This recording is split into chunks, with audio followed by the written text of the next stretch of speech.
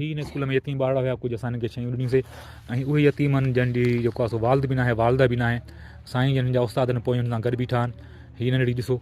हिन नंढड़ीअ बि जेको आहे सो वालिद बि न आहे वालिदा बि न आहे हिन नंढे पुट हेॾिया माॾेच बचा तुंहिंजो नालो छा आहे पुट रफ़ाकत अली पुट काय में पढ़ंदो आहे अल्फ़ाक में हिन लाइ कुझु असां जेको आहे सो फ़िलहालु स्लेटूं किला जेको आहे सो कलम किताब आंदासीं ऐं इनशाला हिन जो जेको आहे सो यूनिफॉर्म ॿियूं शयूं उहा इनशाला असांजे ज़िम्मे हूंदी पुट तूं हेॾिया बचा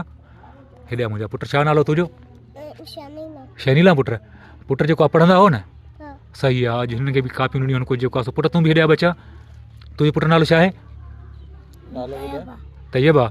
अच्छा हाणे हीअ तव्हांखे ॿुधायां त हीअ ॿई जेके आहिनि हीअ टई जेको आहे हीअ बि मतिलबु भेनर आहिनि ऐं हीअ ॿई जाड़ा आहिनि साईं जेको आहे सो केतिरो टाइम थियो आहे हिन खे वालिद ऐं वालिद जी वफ़ात खे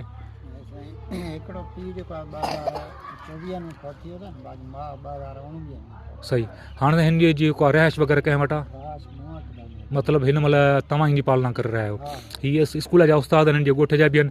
ऐं लखा फिर हिननि खे बि आहे त जेके हिन ॿारनि जी जेको आहे सो परवरिश करे रहिया आहिनि ऐं इनशाला साईं जेको बि हिनजो तइलीम जो ख़र्चो हूंदो जेका बि शइ हूंदी इनशाला असां उहा बर्दाश्त कंदासीं ऐं जेतिरो थी सघियो असां हिन खां बहितर तइलीम ॾियारींदासीं